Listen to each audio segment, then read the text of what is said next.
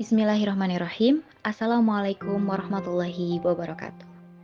Teman-teman udah dengar belum mengenai seorang raja yang diberikan kelebihan oleh Allah Subhanahu wa taala yang dimana ia mampu menjelajahi dunia selama 500 tahun lamanya dan juga ditugaskan untuk mengurung makhluk yang nantinya akan menjadi penyebab dari kehancuran dunia.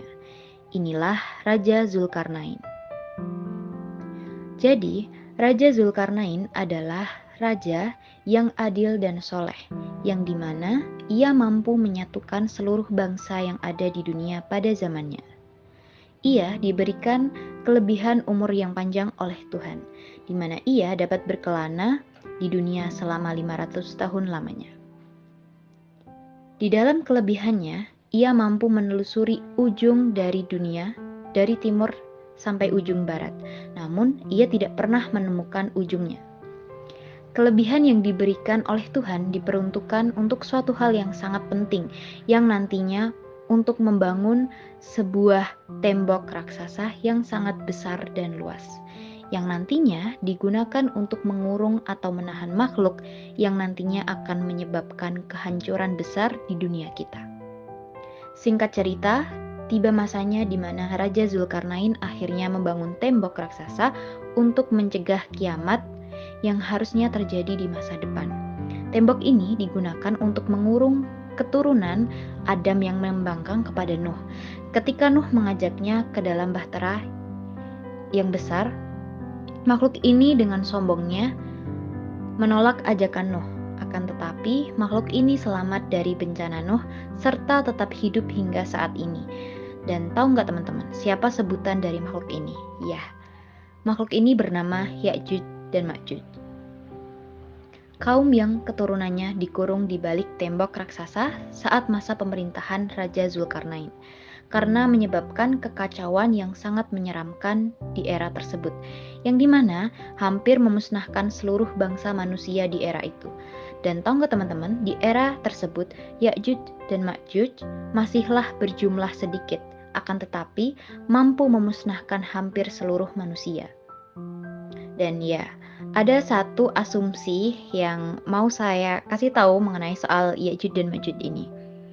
Mereka bukan dikurung di dalam tembok, akan tetapi dikurung di balik tembok. Lalu dalam kisahnya, Raja Zulkarnain tersebut sempat berkelana mencari air keabadian bersama Nabi Khidir untuk memperpanjang umurnya. Desas-desus mengatakan bahwa ia mencari air tersebut untuk menyempurnakan pekerjaannya untuk membuat tembok raksasa tersebut, karena ia merasa 500 tahun adalah waktu yang kurang untuk menyelesaikan tugasnya demi menyempurnakan tembok raksasa tersebut. Konon, tembok raksasa tersebut dibuat dengan cara mengitari dunia sesuai cakupannya, bukan seluruhnya. Namun, Raja Zulkarnain tidak berhasil mendapatkan air keabadian karena ia tidak ditakdirkan Tuhan hingga tahap itu. Sekedar informasi, Ya'juj dan Ma'juj merupakan kaum yang mampu memakan daging sesamanya atau kanibal. Mereka menernak sebagian kaumnya untuk bahan makanannya agar mereka tetap bisa bertahan hidup. Dan dikhawatirkan apabila Ya'juj dan Ma'juj ini keluar dari wilayahnya dan terbebas hingga ke wilayah manusia, maka mereka akan menawan dan menernak manusia untuk menjadikan bahan makanan kaumnya yang berjumlah 1:1000 dari jumlah manusia saat ini. Namun, fakta tentang Ya'juj dan Ma'juj akan selalu ditutupi atau dibiaskan dengan kata-kata beda dimensi atau dikurung di antara dua gunung. Hal ini dilakukan karena jika semua manusia nantinya percaya dan meyakini akan fakta dari Ya'juj dan Ma'juj beserta jumlahnya nanti, maka bisa dipastikan bahwa manusia akan ketakutan hingga menjelang ajalnya dan melupakan akan eksistensi Tuhan itu sendiri. Jadi menurut teman-teman, siapa yang sebaiknya dikurung? Raja Zulkarnain atau Ya'juj dan Ma'juj, ataukah kita yang sebenarnya dikurung oleh Raja Zulkarnain menggunakan tembok raksasa yang sekarang? Nah, mungkin itu hanya asumsi.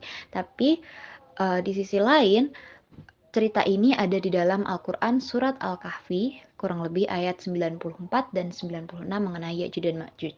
Dan mengenai air keabadian yang sempat saya sebut di awal-awal cerita, itu juga terdapat dalam Al-Quran Surat Al-Kahfi.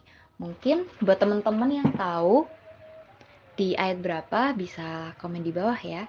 Mungkin itu sedikit cerita dan juga sedikit asumsi saya mengenai Ya'juj dan Ma'juj dan juga cerita mengenai Raja Zulkarnain.